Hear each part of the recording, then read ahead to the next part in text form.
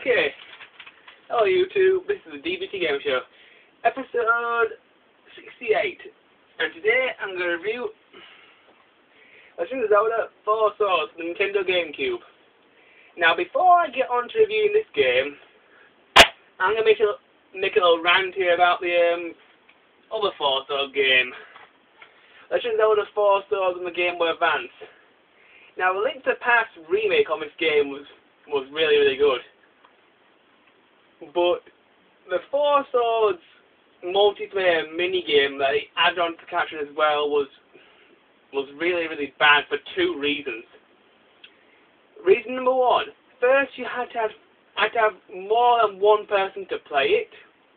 I don't see why it couldn't be multiplayer and single player, be a multiplayer and a single player game.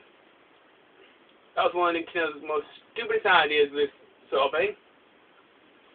The second bad thing about this game was, even if you had 2 characters and 2 friends and a link cable, the regions of the cartridges had to match. Because my friend had an American cartridge and a European cartridge, we linked our games up and we were very annoyed that we couldn't play 4 Swords together because of the stupid regions. I mean, for Christ's sake, the Game Boy Advance can actually play American and Game Boy Advance games anyway. American and English Game Boy Advance games anyway. Why should the regions have to match just to play 2-player? I mean, whose idea was this? Whoever it was the stupidest person on earth. And they're the only problems I have with the 4 Swords of the Game Boy Advance. Now, when the 4 Swords of the Game Boy, for the GameCube came out, they fixed most of these problems, and it's probably one of the best 4 Swords games ever made. So let's start actually reviewing the GameCube one. Here we go.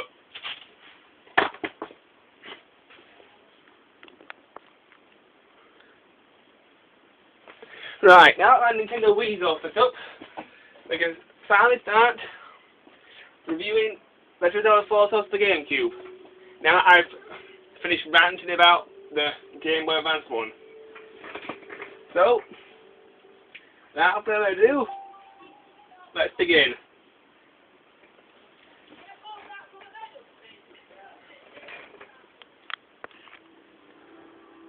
Right, sorry about that, YouTube. Just have to sort something out.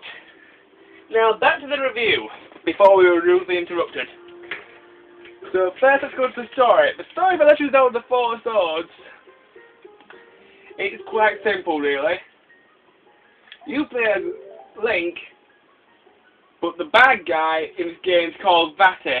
It's this big cloud sort of thing with an giant eyeball and claws and stuff. And basically, this guy called D.B.T. he kidnaps Princess Zelda. For once, it's not Gandalf. I was quite surprised. It was that someone else besides Gandalf has got the hots for Zelda, besides Link. Anyway, back to the story. D.B.T. kidnaps Zelda, and when Link pulls out the legendary 4th sword, it splits Link into 4 different Links. So now he must rescue Princess Zelda, use the 4th sword to defeat D.B.T, and then replace the 4th sword to return to his former self. That's the basic storyline for this game. Now let's go to the multiplayer. The multiplayer of this game is really good. Why? Because there's several multiplayer modes that you can play. You got your Hyrule Adventure, so you have a 2 to 4 player, a 1 to 4 player story mode, and then you got your Shadow Battle. The Shadow Battle is basically 2 Links killing each other with power-ups, weapons, and all that sort of stuff. Anyway, let's go to the... that's all the multiplayer I can really talk about. Now let's go to the graphics. The graphics for this game are rather good, but they aren't all in 3D or cell shading. They've taken 4 Swords back to the SNES era in graphics, kind of. Because as you can see, these graphics look quite old. I mean, look like from the SNES era. But despite that, they still look very good, and they show the game off really well. Okay, next let's the controls of the game. Well, there are two ways to play this game. You can either play a GameCube controller, or a Game Boy Advance. Now let's talk the GameCube controls first, because the GameCube controls are a little bit easier than the Game Boy Advance.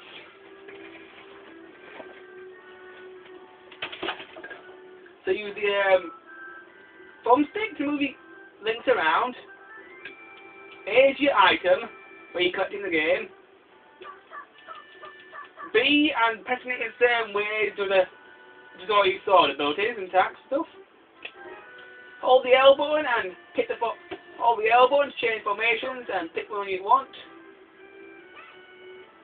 To split up, use the D-pad to choose the link you want to split up with. To regroup, you press Y.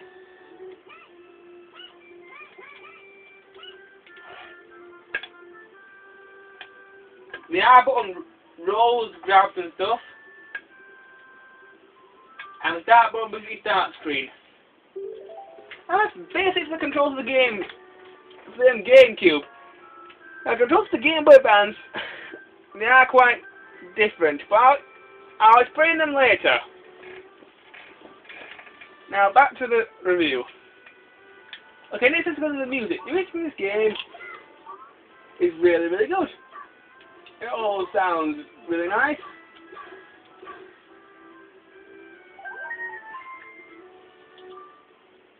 Okay, next let's go to the gameplay. Well, the gameplay of this game is an action.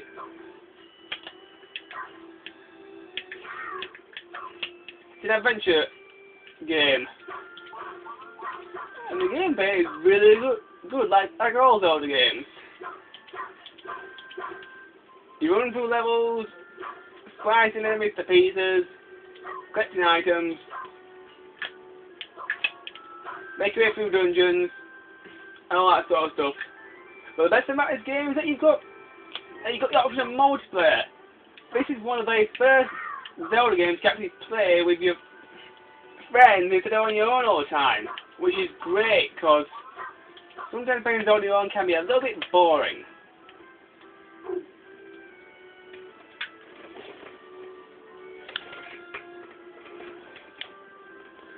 Right. Okay, let's just go to the good stuff about this game. Well, the good stuff about this game is definitely the story. The story is very good, and the cutscenes that do appear in the game also tell the story quite well.